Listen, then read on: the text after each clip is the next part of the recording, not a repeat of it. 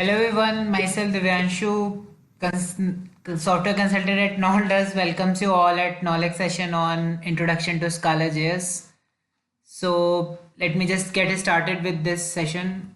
But before that, these are the few knowledge etiquettes that is you should be on time, like punctuality, provide feedback so that I can learn more from that. And please be on mute when you have a question.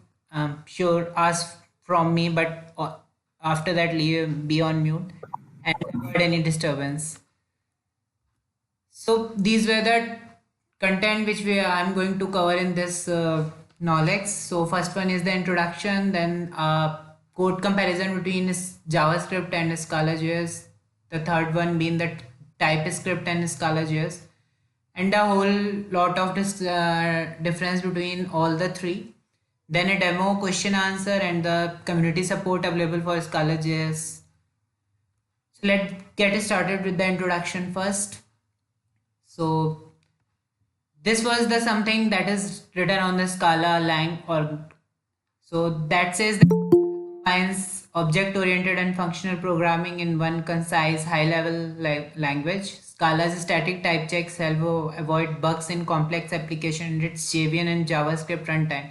Let to build high performance system with easy access to huge ecosystems of libraries. So you can just see that we have two types of runtimes, that is JVM and JavaScript. So for now, we all have seen how Scala is working with the JVM side now. In this session, I'm going to explain how that would be working on the JavaScript runtime like Chrome, V8 Engine, Firefox, Node.js. So moving forward, you can say that why is Scala.js, why not normal JavaScript or TypeScript? So the first thing, you all know that the Scala is a type safe language. So strong typing and whole lot of features of Scala like generics and collections, mutability, immutability, all lot of things from Scala JVM to Scala JS. So that would be the one thing, that correctness, performance. So the Scala code compiles into the JVM into the class files. Similarly, the Scala.js compiles into the JavaScript file. So that JavaScript which we get as the output from the Scala.js files are means performance efficient, highly efficient. And the third one with the interoperability. So the most popular JavaScript libraries like React, Angular, these all are can be used with the Scala.js code with a normal Scala syntax.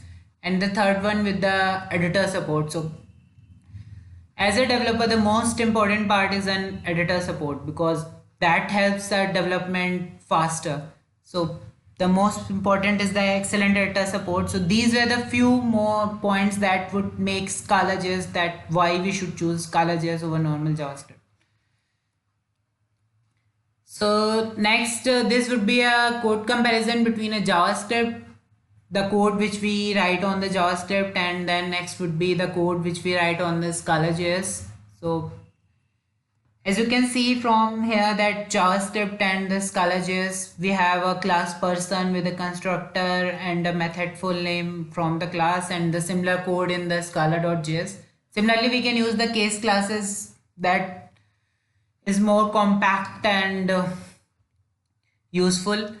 So the next part would be like console.log hello world. That would be the most important part in debugging. And here we can use that the similar println hello world.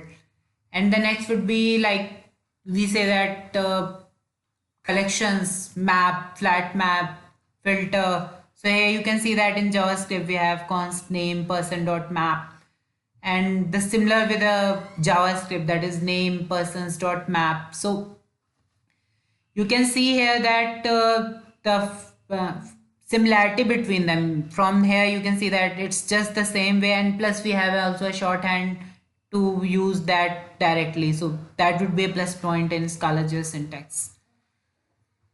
Why Yes, didn't understand. underscore? What is significance of underscore here? So it's just a placeholder which says that just to reduce the syntax from here, that underscore dot first name, here underscore represent person's object itself. So suppose persons is a map which contains like for example here a person class, and persons is a list or map or anything. So suppose persons is a list of person object, so we can say that persons dot map p to p dot first name. That means we are mapping the object of persons type to a string type, that is first name.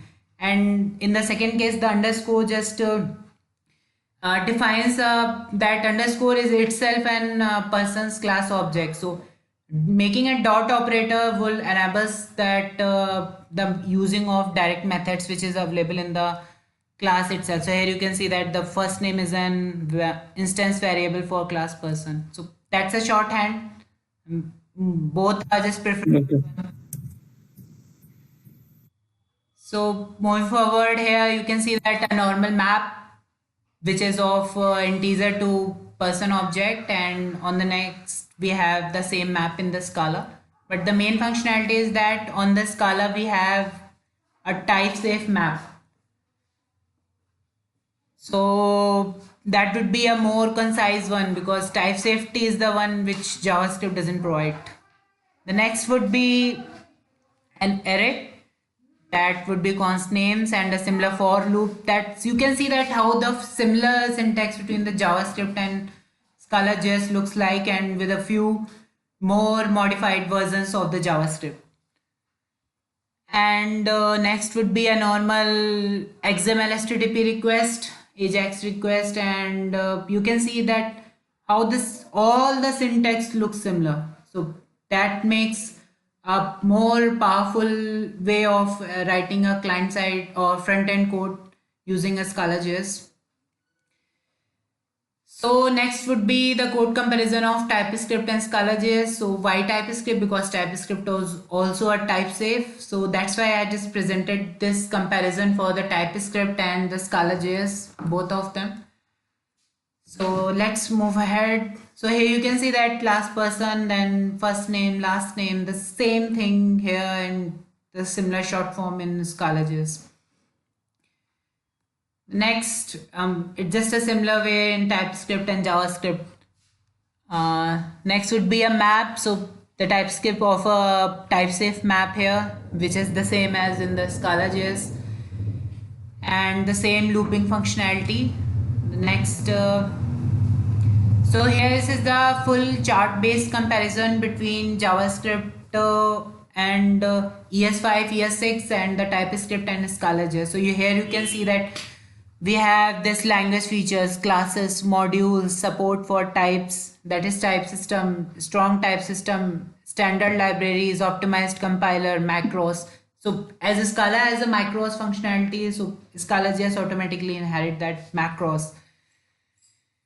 And the next would be the IDE support. Here you can see that good IDE support for IDEA, IntelliJ, and refactoring code, reliable code completions, and the next would be the use of existing JS library. That would be the most important one, because without those, that make no sense. If you cannot write a React or Angular or such of main libraries with the Scala JS, so I think that of no use. So yes, Scala JS can be helpful in writing all those code which is to be written with the JavaScript, with using all the most popular libraries that are present with the JavaScript. So next would be a demo for that. So let just give me so first I will just explain the project structure from here. So before starting that, just a basic part, I am using SBT 1.4.0, Scala 2.13.3, and JVM 14 for the SBT. So that would be a basic part, but that should be my configuration. It can be anything, so that doesn't depend on any versions. And the next would be the project structure should be goes here, like we have a JavaScript, so which contains source main Scala, so that contains a part which has a JavaScript code. The next would be a JVM, so that would contains the code that goes to the JVM part, like normal code we write in the Scala based. And the next would be a shared. So suppose we have a common traits and classes which we can use in JavaScript as well as JVM, that should be goes in the shared folder. So that's a complete project hierarchy which goes here. And the next part would be you can say that we have to create this manually every time. No, we don't have to create this manually every time. Here's a plugin available for that.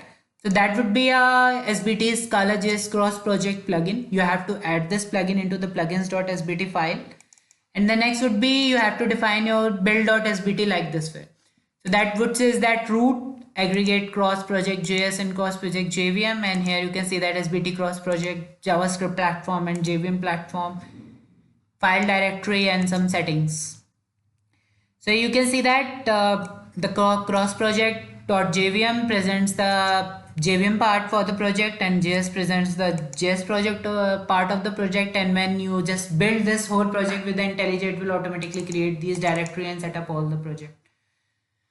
So that would be the one thing which we use as a SBT plugin to create a cross project structure. And the next part would be these some small settings. So that would be a small object which says that the project version, Scala version, name, organization, that would be a common setting. So I just want to explain everything so that nothing's here will be a mystery. So the next part would be to add, this plugin was added to create a cross project structure for the SBT, and this would be added to enable the Scala.js into the SBT itself. So with this plugin we have some commands which just convert the Scala codes into the JavaScript code.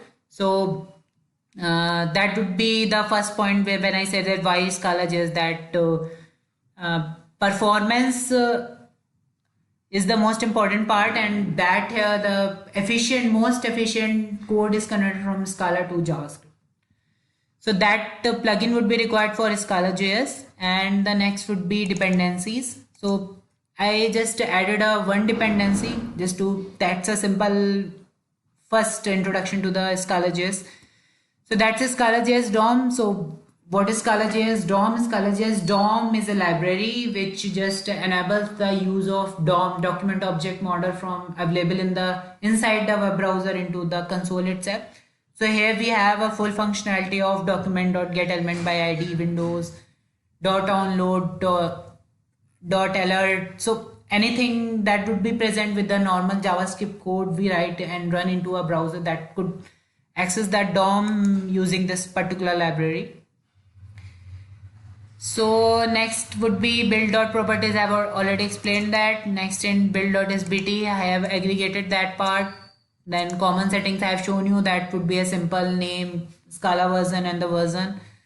The next would be a cross project for defining a cross project, and then this would represent a JVM. And if you want something to enable in particular JVM side, so you can just go ahead and add a settings to it, and that would create a complete JVM structure. And the next would be a JavaScript. So here I have added a library dependency to js.scala.js.value. And the next would be this particular line. So here it says that cross target in fastop.js. So fastop.js is a SBT command. When we hit a SBT fastop.js, then it creates a JavaScript file. So this defines as in which directory that the JavaScript file should be added. So here base directory dot value represent the JavaScript folder. So here from the project structure you can see that this is a JavaScript folder. And if you say the same thing with the JVM base directory, it would be a JVM. And when you say that base directory and then source main resources web Scala.js, so that would be source main resources web, and then inside it is Scala.js. So that would be a directory. So I'm just deleting that. I've run that before. So in this directory, the new JavaScript file would be added when we hit this fastop.js file. So that's all for the build.sbt part, the project structure part. The next, moving towards the JS and then shared. So I have just a simple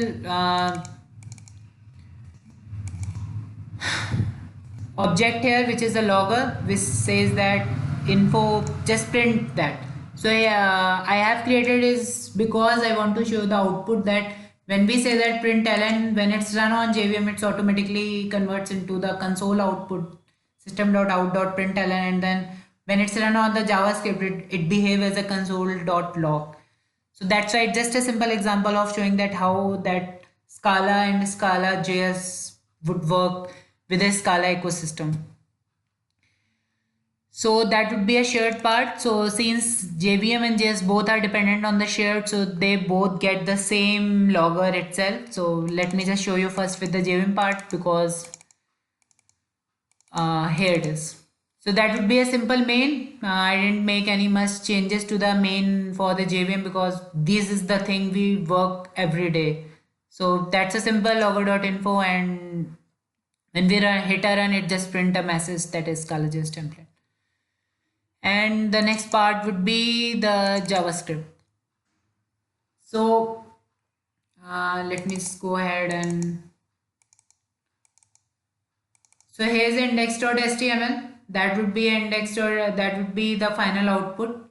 And here you can see that I have added this Scala.js template fast.js, and you can see here that there's still no JavaScript file present, because for that we have to run a sbt fast.js command, and it just says a window.onload and an onload handler. So this is a function which is defined in Scala itself. It's not present anywhere in the JavaScript file. And the next is a CSS. That's a simple CSS for background change and nothing else. So let me just go ahead and so that's a package class which contains a constant having the same name as the CSS name we have in the main.css file.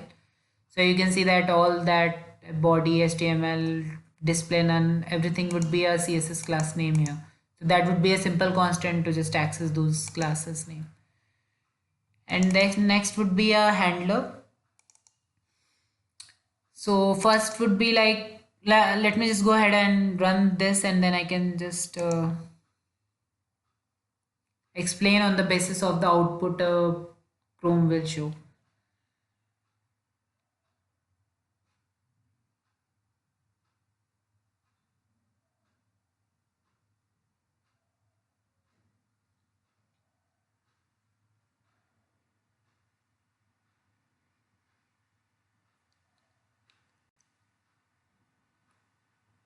Yes,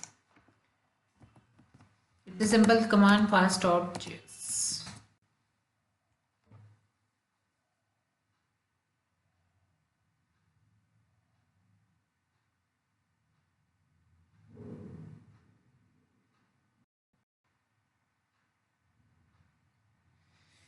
Yes. So from here you can see that let me just refresh this.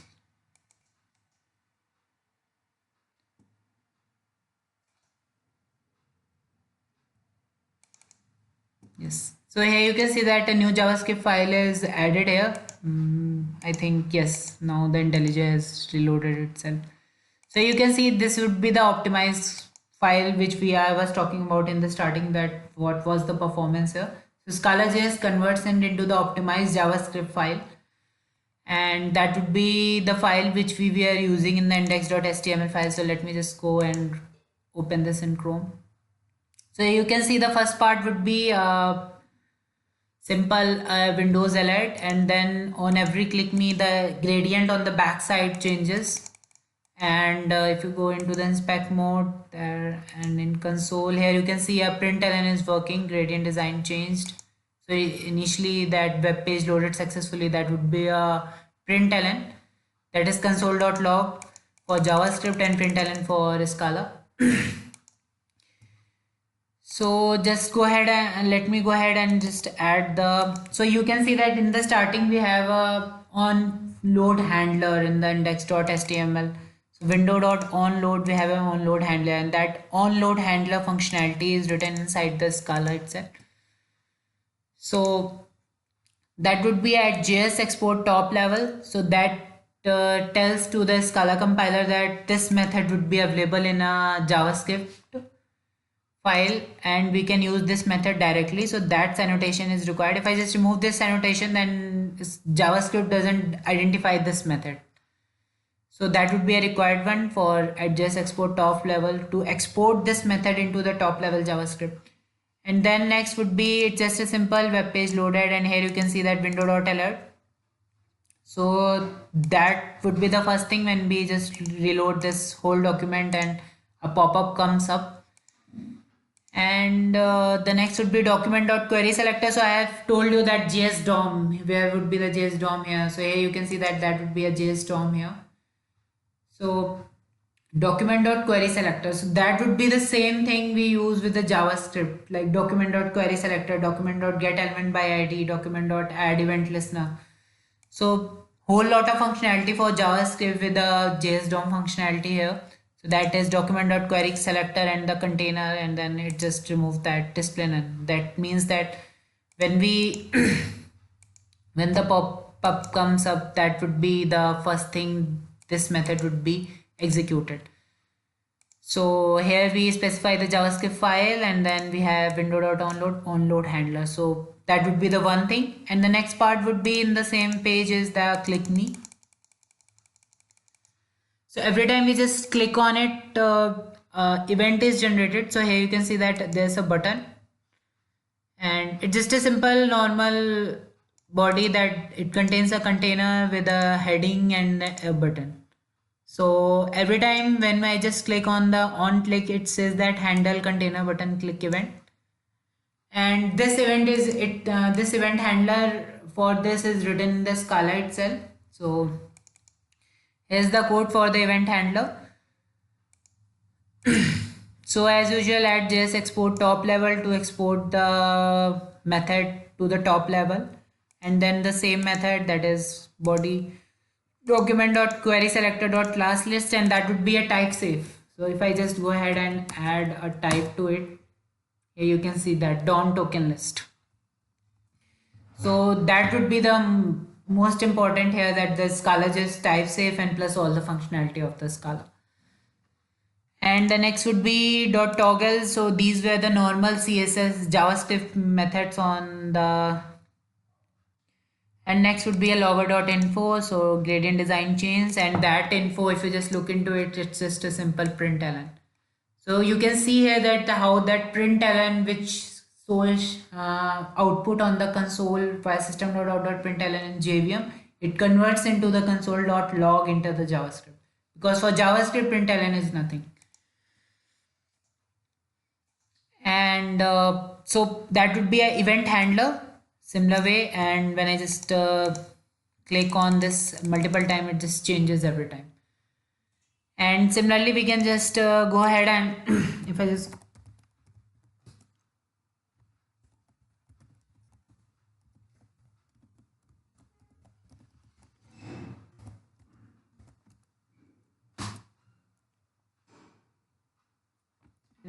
hit a run on this, here you can see the output from the JVM side. So that would be a Scala.js template, which I had just shown you on the JVM side.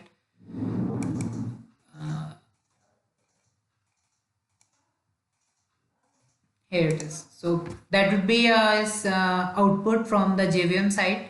So you can see here that how we can use that particular Scala code to write a JavaScript fully functional application. So that's an introduction part. So I have just created a simple application to just create an alert using a Scala.js and then change the background style. So that would be the simple one, but you can see how it's powerful and to use a Scala.js instead of JavaScript. And we have libraries like React, Angular, everything can be coded with the JavaScript. And plus we have this common functionality, so we can extract a common functionality between the JavaScript and the JVM at once and place it into the shared. So that would be automatically moved throughout the JVM or JavaScript. That would be a common traits, common classes, entities, anything. So that would be a complete project structure with the project and Yes. So the JavaScript file can be imported directly. So that would be an example of a, means you can say that that would be an example of a browser based JavaScript, and we can just similarly have a node.js to execute that into the console itself. And that would be the part from the demo. And next.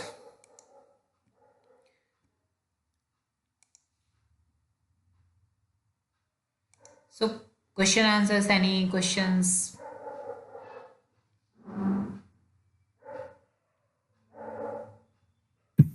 I have one, so it's unrelated probably. But why is there a shift suddenly to write front-end code or front-end scripts in functional language? So, writing code in JavaScript means when we write a code in JavaScript, that would be a non-type safe one. That would be a harder to write. Means, what if you want to be a completely say that that code will be compiled first? So, all the errors that are present in the JavaScript that would be executed at once. You can find them directly. So when you write a JavaScript, there would be a no compiler. It would directly either run or not present an error in the console or not. But here you have a compiler for that. You can just say, okay, just compile this particular file.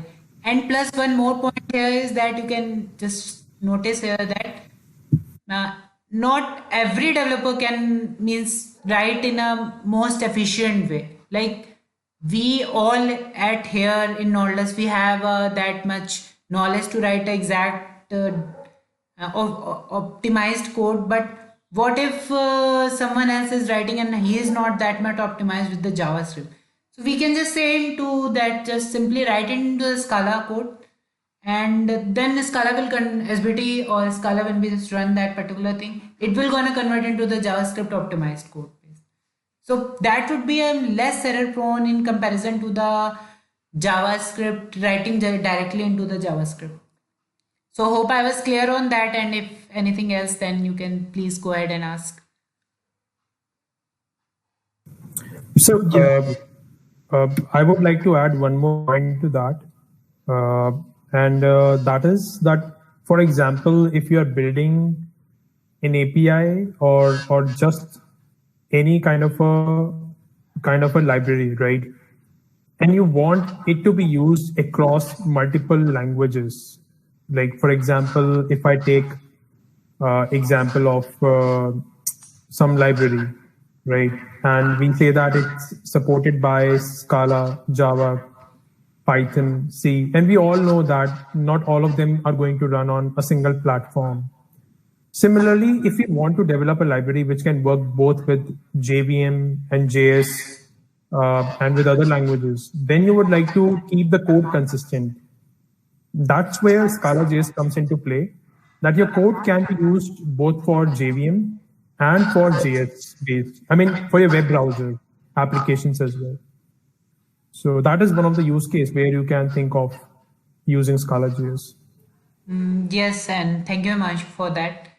And plus, there would be one more thing that we have Akka HTTP and whole lot of Akka functionality, and we can just use that Akka HTTP integrated with the Scala JS and make a complete web server based on the Akka, completely based on the Akka. So that would be a single ecosystem for a single developer. Don't need a multiple developer to learn a different languages to work on. That's a single developer can work on client side and will back side, and integrate a common environment. Like we have a Scala JS with a Scala code and JavaScript at JVM and with Akka, Spark, anything that would be like on the back side, and we can just easily integrate both of them. So is that clear or? Yeah, that sounds good to me. I think it's a good explanation. Thanks, Himanshu. Thanks, Divyanshu. That's right. So anyone else here, please go ahead and make this session more valuable for me.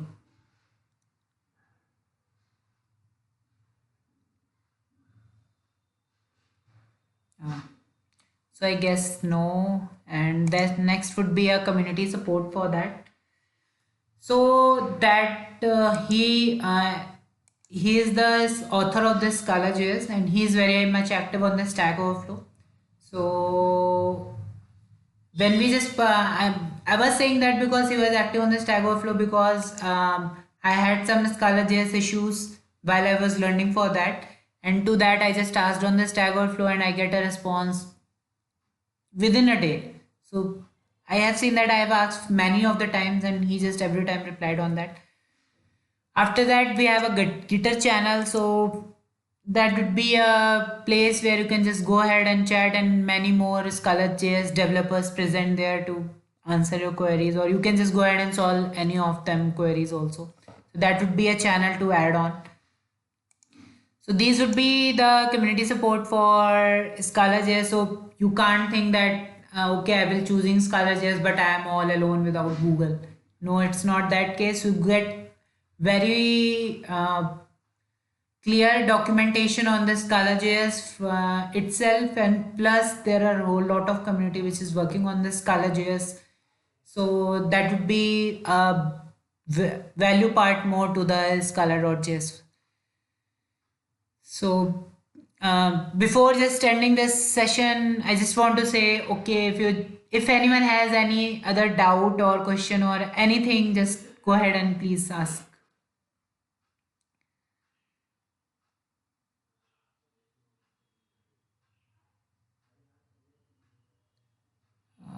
I guess no. So that would be our references where I just tried to just grab the things about the Scala.js. And this would be an introductory session, and most probably in the next session, I would be adding Scala.js with the React library and creating a small React application with the Scala.js and the React. So that would be in the next session. So for now, thank you everyone.